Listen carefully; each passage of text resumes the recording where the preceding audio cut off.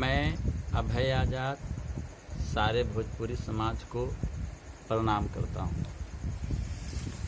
मैं आज के अपने इस वीडियो में आपको ये बताने वाला हूँ कि पृथ्वीराज चौहान जो थे वो मोहम्मद गौरी से क्यों हारे। 17 बार मोहम्मद गौरी को हराने के बाद ऐसा क्या हुआ, ऐसा क्या कारण था, ऐसा क्या कमी रह गई कि पृथ्वीराज चौहान को मोहम्मद गौरी ने 18वें बार हरा दिया और हराने के बाद उनको बंदी बना लिया। इसका कारण जानने के लिए पीछे के इतिहास में अपने को जाना पड़ेगा। मोहम्मद गौरी उस समय पृथ्वीराज चौहान अपने साम्राज्य को आगे बढ़ा रहे थे। उनके सामने लड़ाई में कोई जीत नहीं पाता था और जिससे ये युद्ध करते थे, लड़ाई लड़ते थे, जीत जाते थे। मोहम्मद गौरी को दिल्ली पर ध्यान आ गया था। दिल्ली पर आक्रमण करने के लिए मोहम्मद गौरी सोच रहे थे और दिल्ली पर आक्रमण मोहम्मद गौरी ने कर दिया और बहुत जोर शोर से किया और पृथ्वीराज चौहान ने मोहम्मद गौरी को हरा दिया। पृथ्वीराज चौहान ने एक बार नहीं, कम से कम 16 बार मोहम्मद गौरी को हराया और बंदी बनाया। और जब मोहम्मद गौरी पृथ्वीराज चौहान के सामने गिड़गिड़ाने लगता था, माफ़ी मांगने लगता था, तो ये बड़ा दिल के आदमी पृथ्वीराज चौहान उसको माफ़ कर देते थे।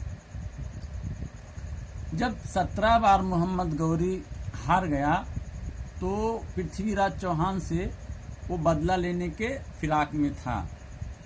वो माफ़ी तो मांगता था, हारता तो था, लेकिन फिर यहाँ से छूटने के बाद फिर वह प्लान बनाने को तैयार हो जाता था कि किस तरह से प्लान बनाऊं कि ये पृथ्वीराज चौहान को मैं हरा सकूं।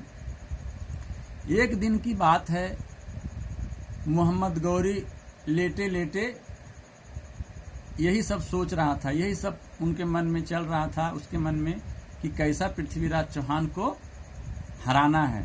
और बहुत टेंशन में वो सोच रहे थे। जब वो सोच रहे थे तो वो देख रहे हैं कि एक चूटी है ना, वो दीवार पर चढ़ रही थी।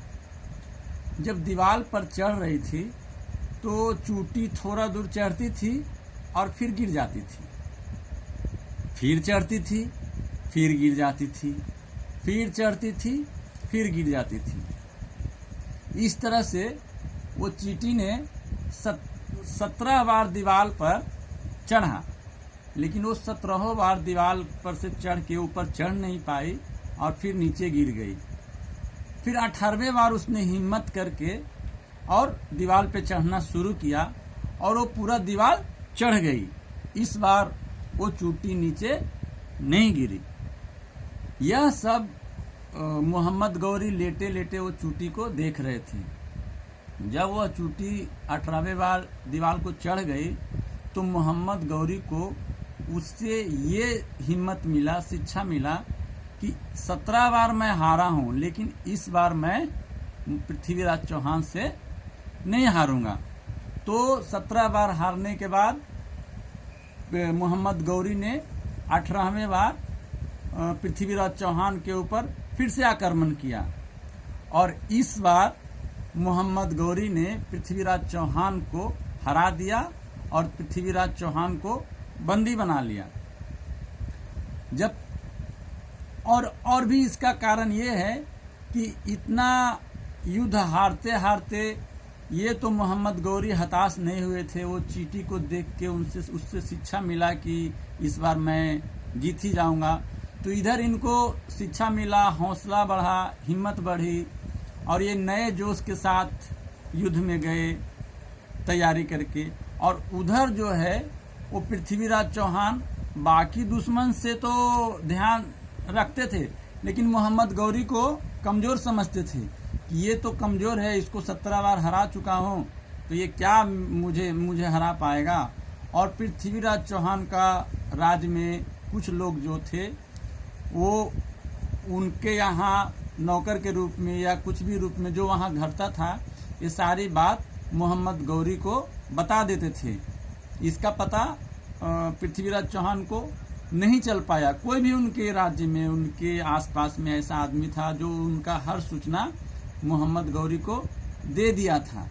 इसी कारण है कि वो चूटी से शिक्षा लेके और मोहम्मद गौरी ने पृथ्वीराज चौहान पर आक्रमण किया और पृथ्वीराज चौहान पर जीत गया और पृथ्वीराज चौहान को बंदी बना लिया। तो भाई मेरा कहने का मतलब ये है कि किसी भी इंसान को अपने अगल बगल में कुछ भी घटना घटती है तो वो बेकार की घटना नहीं रहती है, घटना तो किसी और पे रहता है, मगर उससे इंसान कुछ सीख सकता है।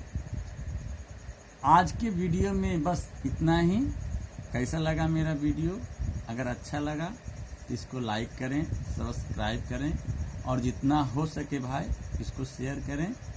इससे मेरी हिम्मत बढ़ेगी और आप लोगों के सामने मैं नई तरह के वीडियो लाते रहूँगा। नमस्कार।